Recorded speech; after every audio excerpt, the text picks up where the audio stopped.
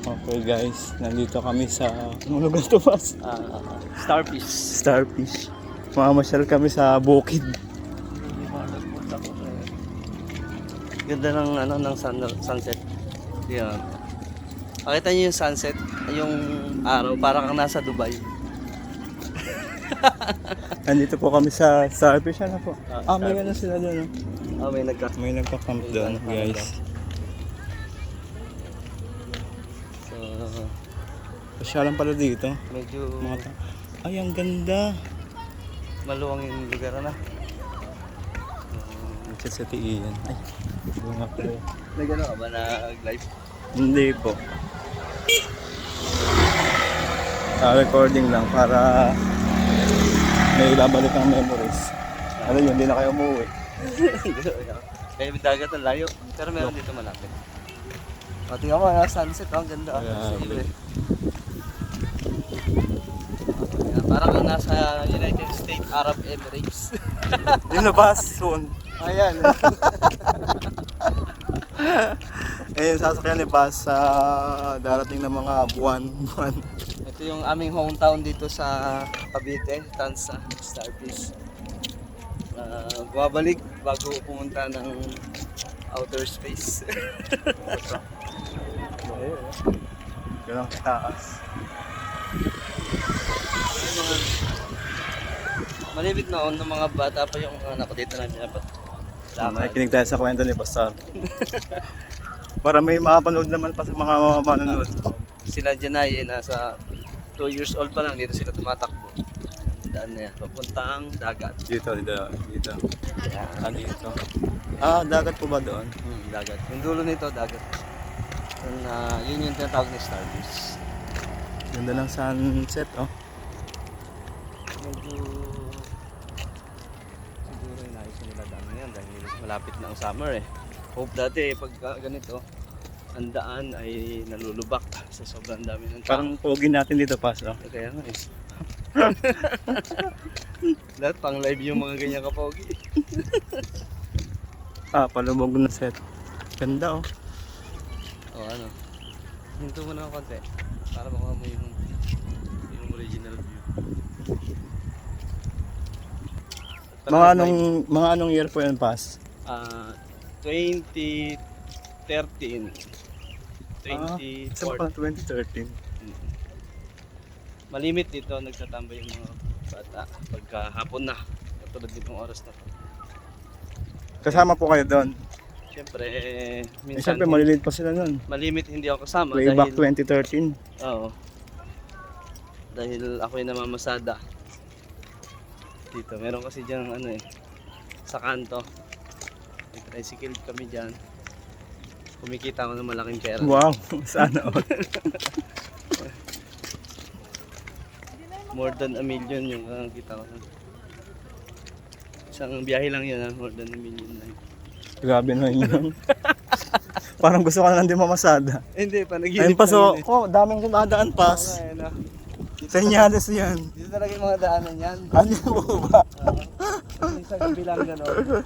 Parang, Akit, tapos papunta ng... parang na-excite tuloy ako. Kasi ito ginagawa nilang basurahan na. Siyempre, walang mga tapunan. Yun na. Hi, Pas!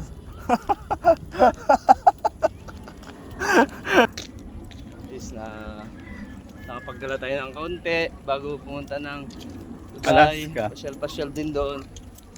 Hindi ko makasama si Brother Dennis kaya dito na lang muna kami maggagala. Sa bukid. Sa bukid. Sa Starfish Beach Resort.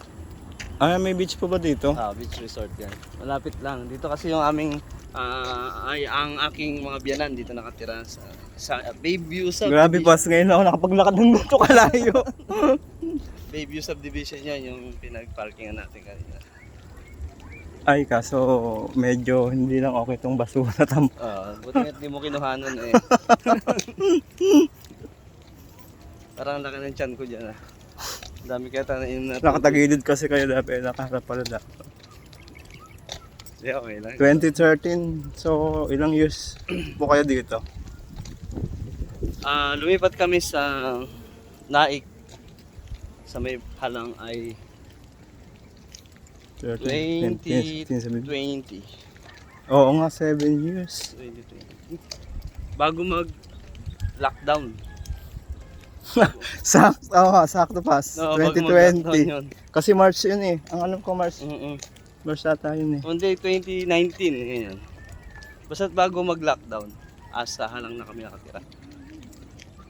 Oo, dahil COVID-19, 2019 yun. December nagsimula from China.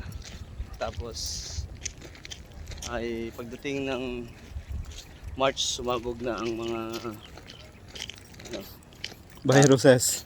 virus sa iba't ibang lugar. Ang ganda ng ano, ang ganda naman dito. Ang Nakaka-refresh. parang masarap tumira dito pa, yung wala kang kapitbahay. Lawak ng ano na. Hindi, at least pagka nag-aaway kayo. Wala mga Hindi nga malaman kung sino talaga bumili dito sa mga bakanting lote na to. Kaya, pero may bakod dyan, nakita mo naman. Ay, nabili na po ito. Oo, nabili na. Kaya I think mayaman na Hindi. kami niyan. Hindi pa Gagawing mas- resort to. Or parang Posibleng pabahay. Pabahay, subdivision or whatever. Pero malapit siya sa ano eh, sa beach. Kaya maganda sana dito.